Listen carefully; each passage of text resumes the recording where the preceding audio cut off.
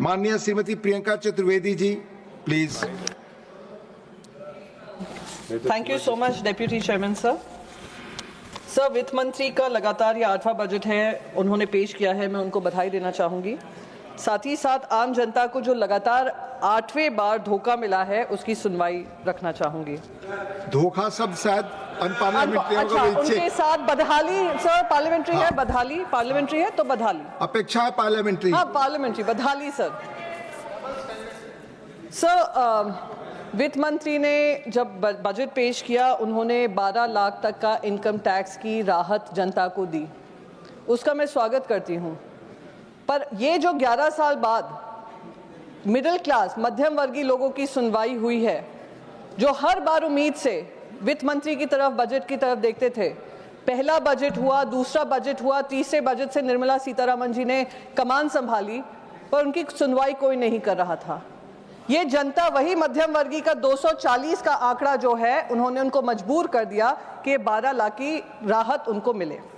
तो मैं उसका स्वागत करना चाहती हूँ कि 240 पे आए तो शायद मध्यम वर्गीय लोगों की सुनवाई भी हुई, क्योंकि वो मध्यम वर्गीय लोग वो हैं जिन्होंने देखा 2,09,000 करोड़ लोगों का कॉर्पोरेट लोन वेव ऑफ कर रहे थे, राइट ऑफ कर रहे थे, राइट ऑफ।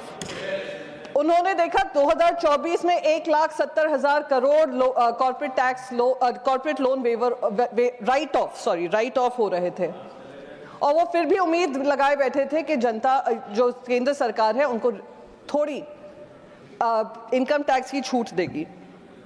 फिर उन्होंने देखा हाई नेटवर्थ इंडिविजुअल्स देश छोड़कर बाहर जा रहे हैं, फिर भी वही मध्यम वर्गीय लोग हैं जो उम्मीद की आस लगाए बैठे, तो आज उनकी सुनवाई हुई है, मैं उसका स्वागत करती हूँ।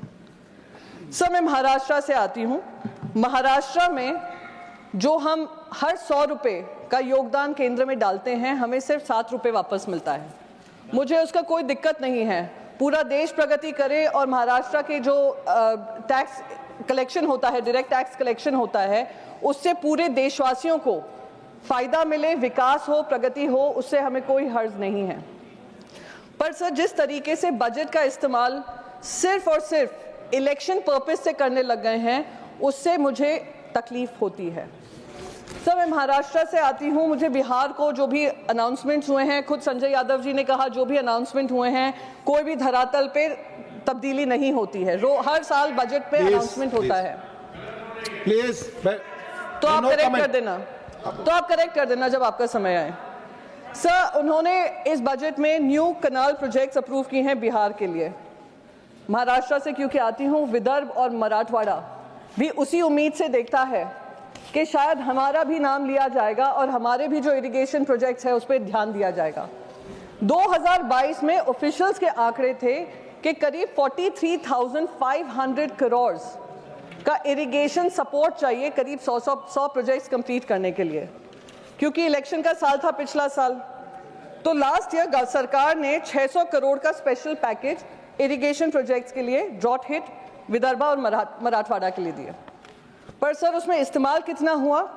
सिर्फ उसमें से इस्तेमाल हुआ 30%, 400 करोड़ जो रिवाइज्ड एस्टिमेट है, और इस टाइम पे कोई ज़्यादा एलोकेशन हुआ ही नहीं है।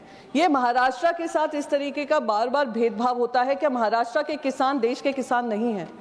क्या महाराष्ट्र के किसान ने भी अपना खून पसीना नहीं बहाया है? जैसे आपका जो टैक्स कलेक्शन होता है जीएसटी के माध्यम से, डायरेक्ट टैक्स में तो जो देते हैं, जो इनडायरेक्ट टैक्स जीएसटी के माध्यम से हर वर्ग देता है, उनको राहत मिले। सर, एक और आंकड़ा पेश करना चाहूंगी।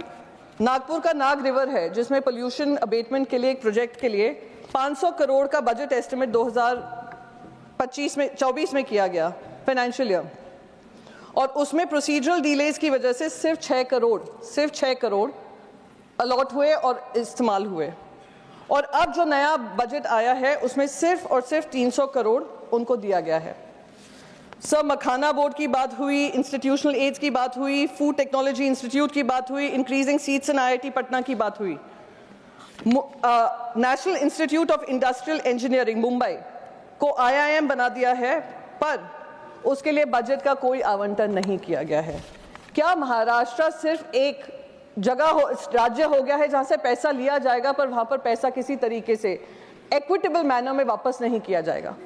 हमारे जब वित्त मंत्री अजीत पवार जी होते थे, जब हम महाविकास आघाड़ी में थे, वो बार बार जीएसटी काउंसिल में जो महाराष्ट्र का जीएसटी रेवेन्यू आना था वो नहीं दिया जा रहा था, उसके बारे में आवाज उठाते थे, पर कहीं ना कहीं वो भी अब शांत हो गए हैं क्योंकि अब वो वहां से वित्त मंत्री बन गए हैं। सर, लाड़की बहन योजना की बात मैंने पहले भी कही थी कि इलेक्शन से सर लास्ट मिनट, एक ही मिनट और लूंगी, then I will wrap up sir. एक ही minute sir, 1 minute, I will conclude sir. Ladki Bahin Yojana में भी 60 लाख महिलाओं को उससे अब वंचित किया जा रहा है। साथ ही साथ जो स्कीम्स अनाउंस की थी उनको भी खत्म करने का काम किया जा रहा है। तो ये देश के साथ, महाराष्ट्र के साथ नाइंसाफी है सर। इन्हीं शब्दों के साथ मैं अपनी बात को खत्म करती हूँ। Thank you so much. जय महाराष्ट्र, जय हिंद। माननीय श्रीमती धर्मशिला गुप्ता, माननीय श्रीमती धर्म